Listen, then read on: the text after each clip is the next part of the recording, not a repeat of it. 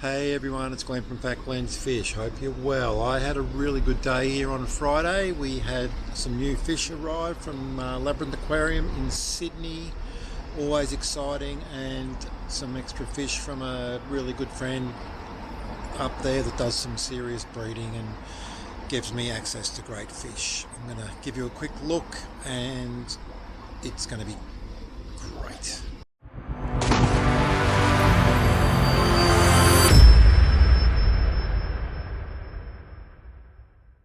So I guess we'll start with the largest of the new arrivals. This was a fair time in the making, and I'm now the proud owner of some pretty big Chromosphrincus. Big boy there. He gave me a bit of concern the night he got here. I probably rushed him out of the bag a bit too quickly, and he did lie on the bottom panting for some hour. As soon as I turned out the lights that night and went to bed, I think that improved the situation because he was up and about this morning. They have, there's 3 girls in here too, by the way, so a colony of 4, and I've got a couple more here to add when I get to that tank to catch them out. I had to bang that extra air stone in, just even though it's only 4 more fish in this fairly large tank. They did seem to struggle straight off the bat with the new Chromosphrincus, and I guess maybe it's a bit of a sort of like getting to base camp on Everest. Maybe they've come from a tank where they're just getting that little bit better oxygenation, and this might not have been quite at that level. I am only running the 2 charged up K1 sort of sponge filter that I use, so maybe it wasn't enough oxygenation, but they're certainly up and about now and looking for a feed this Sunday morning. Down here we have some juvenile Tilapia eucalyptus. I'm still trying to get a result from breeding these. I've got some more, but I saw these on his list and thought that I'd better grab some while I could. And we've also got in here some very cute little baby VC10s, which, as we just saw above, I've got some females up here, but I don't have a male. Oh, I might have a male in the small ones, but most likely I don't. And down here in Tassie I can't just go and buy another one easily, so we got some more in from Labyrinth, and now we wait. That's probably a good year before I can grow one up to anywhere near size. Another thing that came in was some more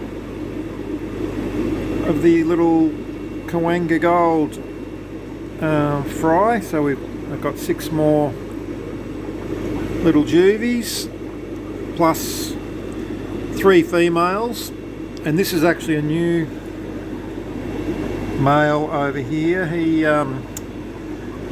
The male you would have seen in my fish room video got clobbered. Something happened in this tank that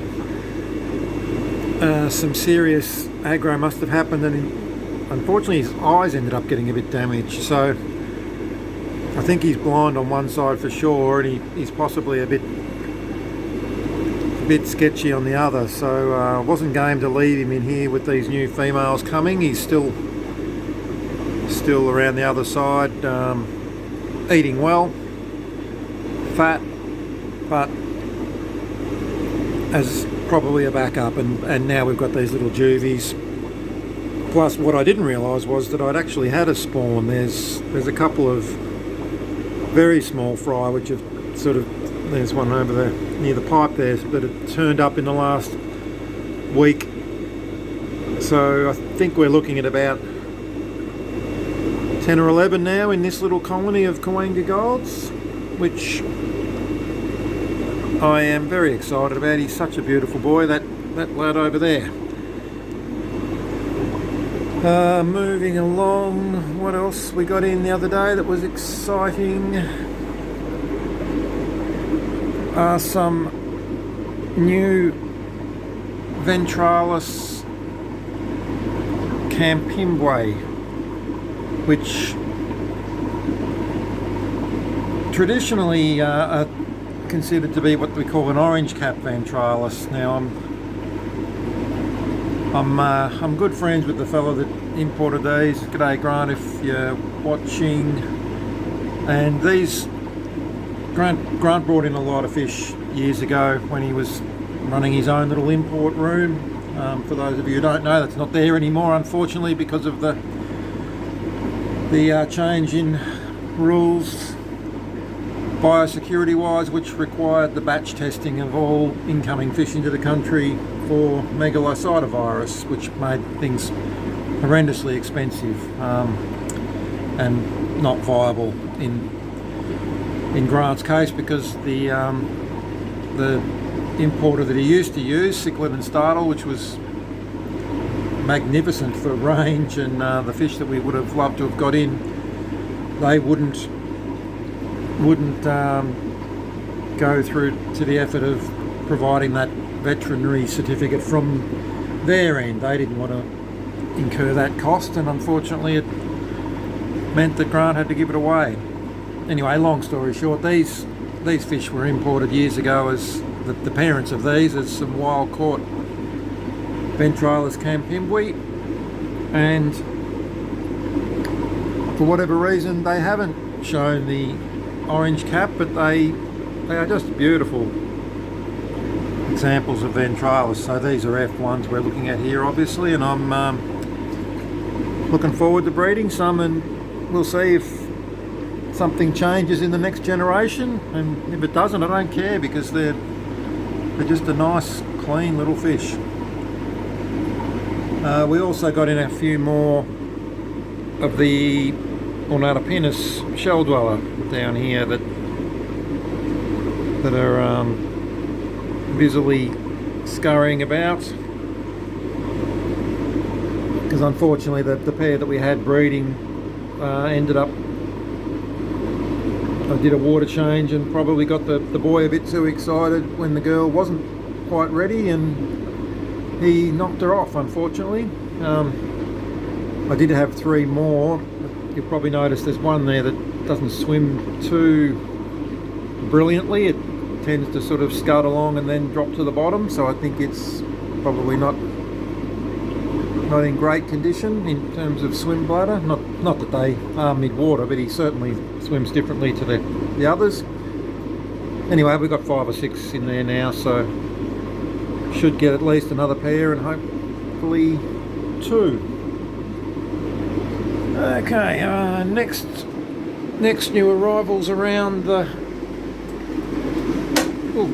back here, onward and upward. And where are we? We have some new Malawi hawks in. This is a fish, if you ever watched my first fish room tour video, I had some very large fish back in those days, and unfortunately when I had the little incident with the generator, my air blower crapping out on a day when I didn't come out into my shed to feed, I lost some large fish, including the Christie, and have missed them ever since. But we've got 8 nice little 6 centimetre Christie here to grow up and work with. I do still have a female up here somewhere, a much bigger one, so she'll get added to these as well.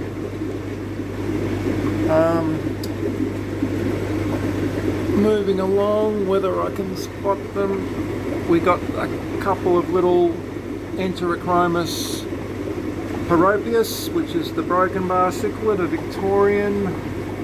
They came in very small, so I popped them in here with these little frontoses. So just a fairly bland looking silverfish with the black stripe. Very gentle for a Victorian, so they'll be fine to grow on in here till they get a bit bigger, and we'll add them back to the colony then. I've said it before, I'm pretty keen to try and maintain some of the Victorian cichlids that we have in Australia, because there's no more, and they're a species, or they're a group that a lot of people have a little phase with and then quickly get bored and then they're gone again. So it's sort of the same old story that I keep saying, where some breeders get stuck with the liability of trying to keep them going for the best of everyone's sake. And the last thing we got in, which I'm just trying to find because they're very towy little critters, that we got some Nanochromis transvestitis, which I had no clue about, but was strongly recommended by Andrew that it would be worth having a look at. They've popped up from a breeder up there somewhere in Sydney who had some success, and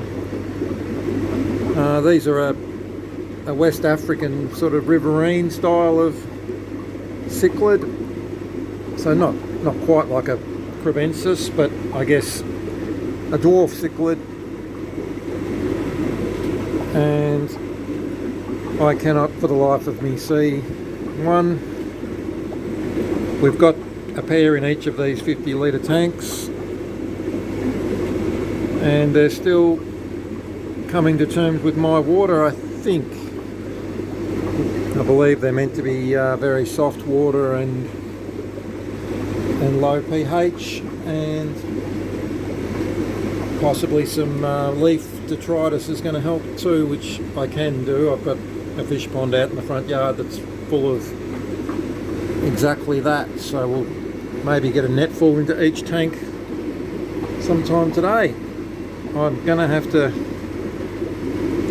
wait till later and get some B-roll because I can't see the damn things.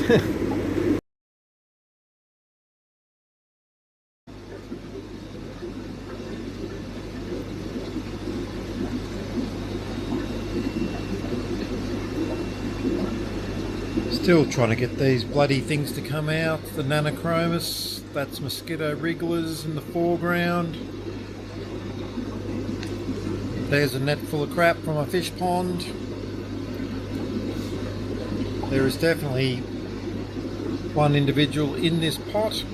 I just saw it duck in, but sadly I'm not going to be able to show you, I believe. We'll just have one last pan, but very towy fish. Hopefully very fat and happy fish, because both nets of the detritus had a lot of wrigglers. There's still quite a few wrigglers about, so if these things are true to form with an omnivorous diet, they should have a very full tum right now. We will do our best to get some footage for a later date, and I think that's it for now on this fish. I'll try again later.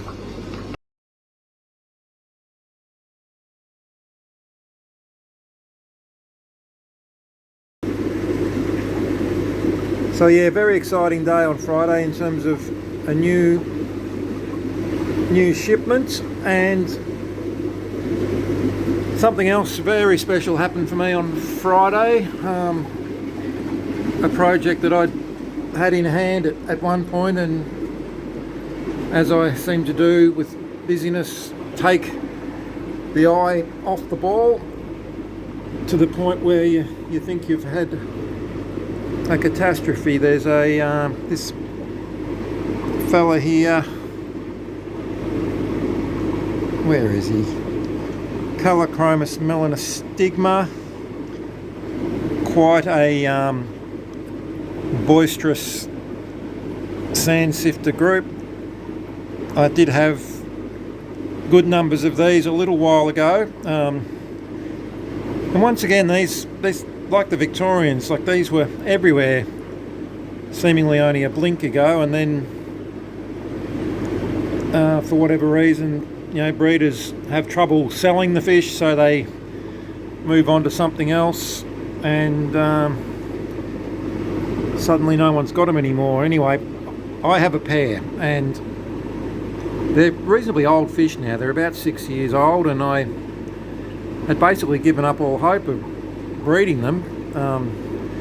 I had reserved fry to start a new colony, and that's unfortunately what I lost. But anyway, on Friday morning when I was cleaning up to receive these fish, I found the poor old female in this tank. She was in one of these pipes under the big tile there, and I thought she was dead. She was very skinny and manky looking, but then I noticed that she was gulping like she swallowed a golf ball, and we very fortunate to get a good little spawn of maybe 30 or so fish. Not sure how easy it's going to be to see these popping around in there, but happy days. So these guys have got to get moved to a 50 litre grow out on the back wall over here. So I think these Calurus shell dwellers are going to get moved to a bigger tank. They've